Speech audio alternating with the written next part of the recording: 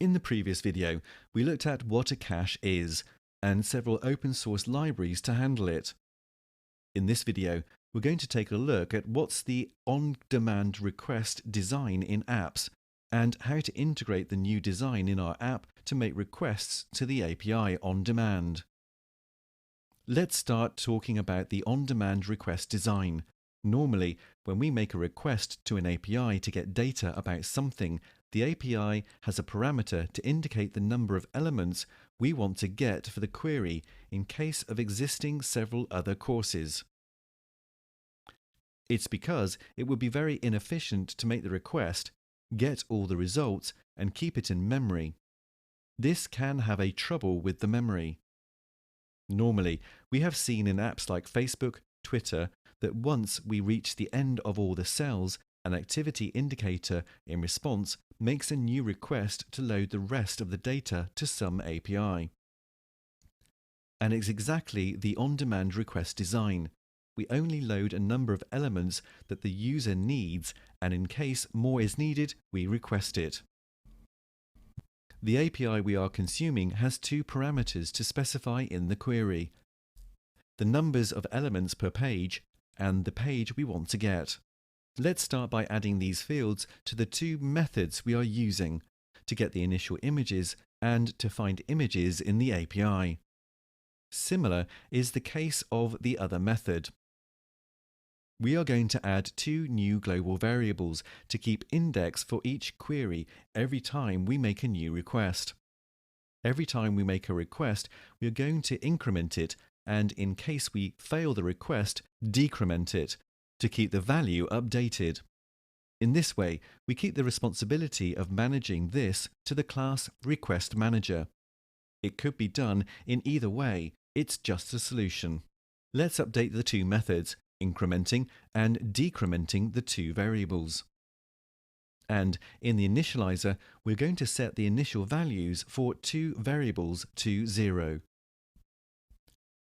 Now that we are updated with the methods, let's update search bar table view controller such that it reaches its final cell, making a new call to get to the next page. To do this, we need to know when the table view reaches the final cell and the user scroll sits down. We will use the method scrollViewDidScroll in the scrollView class to keep informed when the user scrolls in the table view.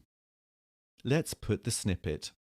The first thing we need to know is where the y-axis of the scroll view when the user scrolls and a height defined for the scroll view. It is calculated regarding the number of cells we initially set for it. In the if statement, we ask if the scroll view y-axis is greater than the total height and the height it has at the time of scrolling. To know the height while scrolling, we use the frame property. Inside, we ask if we made a request, and if not, we ask if the request we need is to be made for the search or for the initial view. The variable didMadeRequest is a new variable we created initially and is set to false.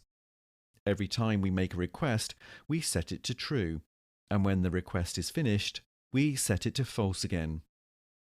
This variable was created because the method scrollViewDidScroll is called several times in the process of scrolling, and in this way we are sure that it's called only once. This problem can be faced with other solutions using the methods scrollViewDidEndDragging: will decelerate. To know more on this, refer to. So let's put the variable didMadeRequest as a property and set its value to false inside viewDidLoad method. Now let's run the app to see the results of our changes. Scroll to the end to load more cells. Perfect. It has loaded the next page of cells. In this video, we have learnt how to make the request on demand to the API. In the next video, we will learn how to adopt error handling in Swift for the requests we made. Great!